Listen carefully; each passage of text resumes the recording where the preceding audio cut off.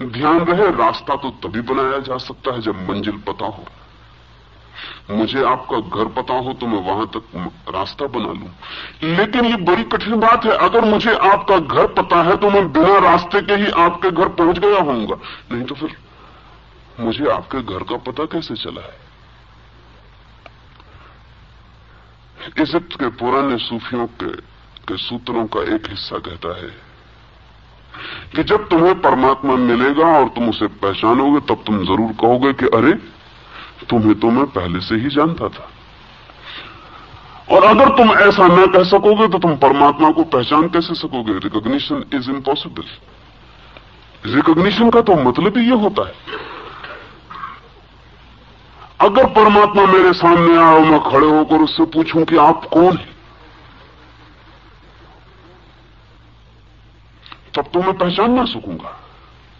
और अगर मैं देखते ही पहचान गया कि प्रभु आ गए, तो उसका अर्थ है कि मैंने कभी किसी क्षण में किसी कोने से, किसी द्वार से जाना था, आज पहचाना। ये रिकॉग्निशन है। हम जाने को ही पहचान सकते हैं। अगर आपको पता ही है कि सत्य कहां है, तो आपके लिए रास्ते की जरूरत कहां रही? आप सत्य तक कहीं पहुंच ही गए हैं, जान ही लिया है। तो जिसे पता है वो रास्ता नहीं बनाता, और जिसे पता नहीं है वो रास्ता बनाता है। और जो नहीं जानते उनके बनाए हुए रास्ते कैसे पहुंचा पाएंगे? वे सनातन पथ नहीं हो सकते। सनातन पथ कौन सा है? जो आदमी ने कभी नहीं बनाया। जब आदमी नहीं था तब भी था, और जब आदमी नहीं होगा तब भी होगा। सनातन पथ कौन सा है? जिसे वेद के ऋषि नहीं बनाते, जिसे बुद्ध नहीं बनाते, जिसे महावीर नहीं बनाते, मोहम्मद, कृष्ण और क्राइस्ट जिसे नहीं बनाते। ज्यादा से ज्यादा उसके संबंध में कुछ खबर देते हैं, बनाते नहीं। इसलिए ऋषि नहीं कहते कि हम जो कह रहे हैं वो हमारा है।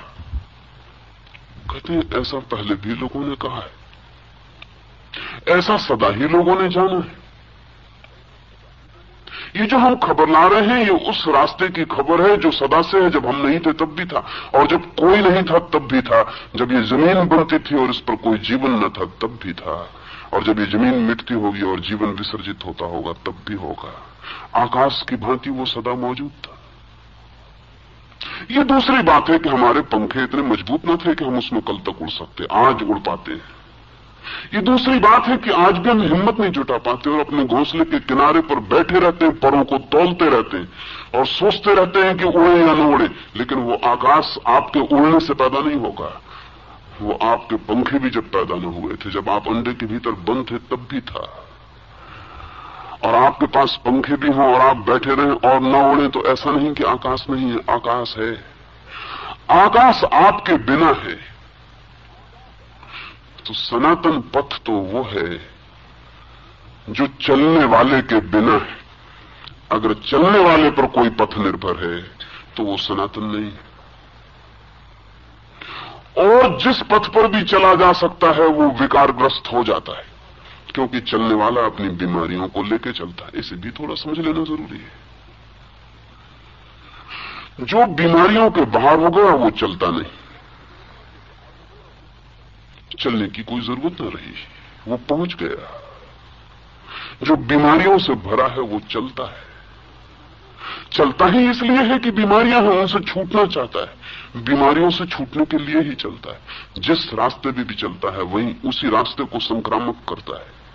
जहां भी खड़ा होता है वहीं अपवित्र हो जाता है सब। जहां भी खोजता है वहीं और धुआं पैदा कर देता है। जैसे पानी में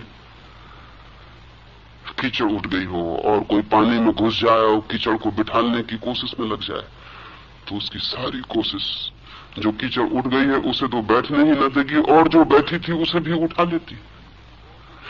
वो जितना डेस्परेटली, जितना पागल होकर कोशिश करता है कि कीचड़ को बिठा दूं, उतनी ही कीचड़ और उठ जाती है, पानी और गंदा हो जाता है। लाओस से वहां से निकलता होगा तो कहेगा कि मित्र तक बाहर निकल आओ, क्योंकि जिसे तुम शुद्ध करोगे वो अशुद्ध हो जाएगा। तुम ही अशुद्ध हो इसलिए। तुम कृपा करके बाहर निकल आओ, तुम पानी को अकेला छोड़ दो, तुम तट पर बैठ जाओ, पानी शुद्ध हो जाएगा। तुम प्रयास मत करो, तुम्हारे सब प्रयास खतरनाक हैं। वो पथ अविकारी नहीं हो सकता जिस पथ पर बीमार लोग चले, और ध्यान रहे सिर्फ बीमार ही चलते हैं। जो पहुंच गए, जो शुद्ध हुए, जिन्होंने जाना, वो रुक जाते, चलने का कोई सवाल नहीं रह जाता। असल में हम चलते ही इसलिए हैं कि कोई वासना हमें चलाती है। वासना अपवित्रता है, ईश्वर को पाने की वासना भी अपवित्रता है, मोक्ष पहुंचने की वासना भी अपनी दुर्गंध लिए रहती है। असल में जहां वासना है वहीं चित्त कुरूप हो जाएगा, जहां वासना है वहीं चित्त तनाव से भर जाएगा, जहां वासना है पहुंचने की, जहां आकांक्षा है वहीं दौड़, वहीं पागलपन पैदा होगा और सब बीमारियां आ जाएंगी, सब बीमारियां इकट्ठी हो जाएंगी।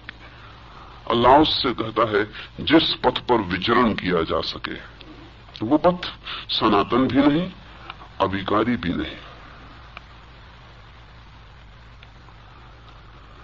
क्या ऐसा भी कोई पथ है जिस पर विचरण न किया जा सके? क्या ऐसा भी कोई पथ है जिस पर चला नहीं जाता वरन खड़ा हो जाया जाता है? क्या ऐसा भी कोई पथ है जो खड़े होने के लिए है? कंट्राडिक्टरी मालूम पड़ेगा, उल्टा मालूम पड़ेगा। रास्ते चलाने के लिए होते हैं, खड़े होने के लिए नहीं होते। लेकिन ताओ उसी पथ का नाम है जो चला के नहीं पहुंचाता, रुका के पहुंचाता है। लेकिन चूंकि रुक के लोग पहुंच गए हैं इसलिए उसे पथ कहते हैं। चूंकि लोग रुक कर पहुंच गए हैं इसलिए उसे पथ कहते हैं। और चूंकि दौड़ दौड़ के भी लोग संसार के किसी पथ से कहीं नहीं पहुंचे हैं इसलिए उसे पथ सिर्फ नाम मात्र को ही कहा जा सकता है।